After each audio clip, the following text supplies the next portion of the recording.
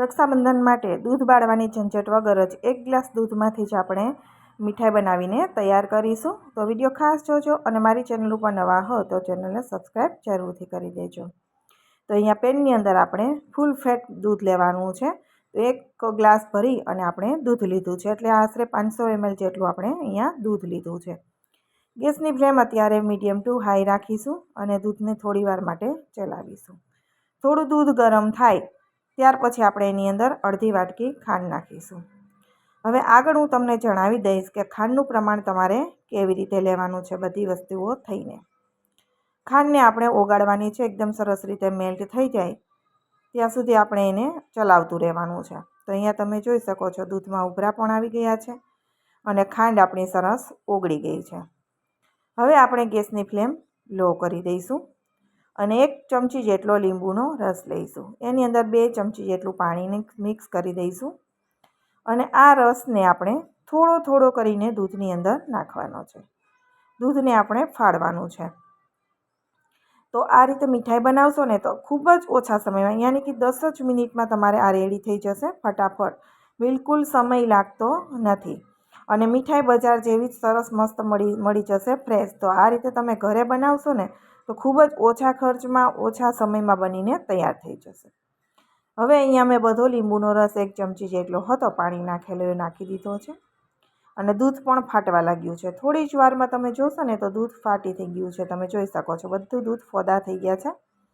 આ રીતે દૂધ ફાટી જાય ત્યાર પછી જ બીજી વસ્તુ આપણે એડ કરવાની છે. પહેલાં પ્રોપર દૂધને આ રીતે ફાડી નાખવાનું છે.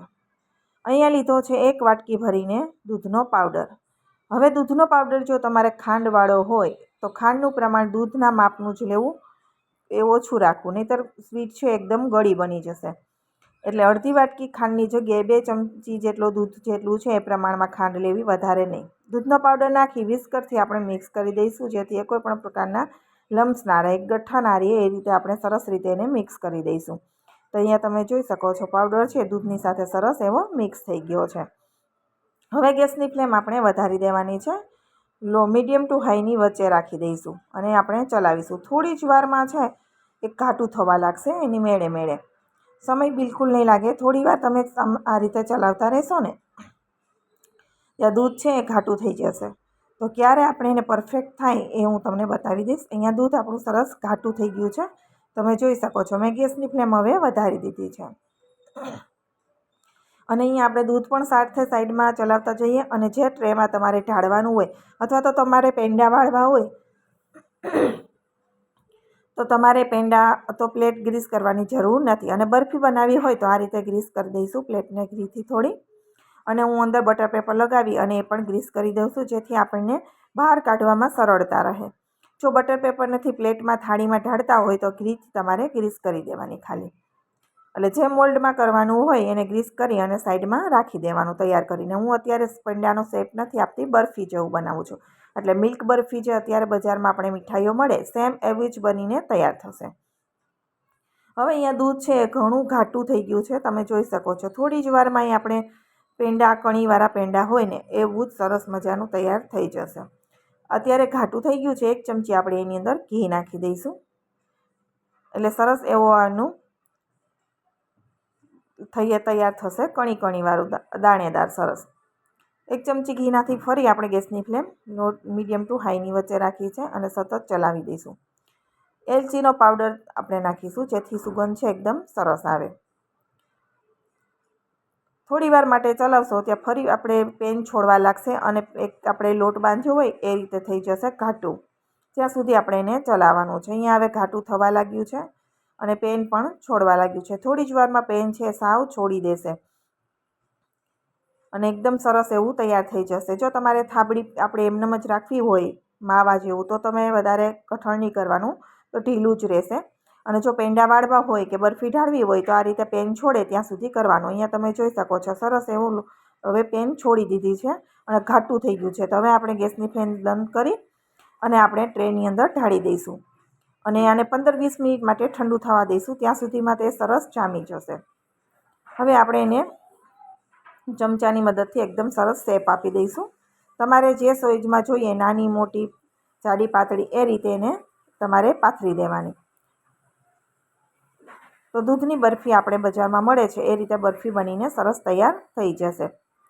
એટલે શેપ મેં અહીંયા આપી દીધો છે, ઉપરથી સ્પેચ્યુલાથી દબાવી આ રીતે સરસ સેટ કરી દીધું છે અને એકદમ દાણેદાર બનીને તૈયાર થશે. તો અહીંયા સેટ મેં કરી દીધું છે. તમારે જોઈએ એ સાઇઝમાં તમારે નાનું પાતળું જાડું જે જોઈએ એ પ્રમાણે રાખવાનું. ત્યાર પછી એની ઉપર આપણે ડ્રાય ફ્રૂટથી ગાર્નિશિંગ કરીશું, બદામની કતરણ, પિસ્તાની કતરણથી. તમારે કેસર, બદામ, પિસ્તા કે જે કંઈ યુઝ કરવું હોય એ તમે અહીંયા તમારી રીતે કરી શકો છો. તો સેમ બજાર જેવો જ લુક અને સ્વાદ બંને આવશે.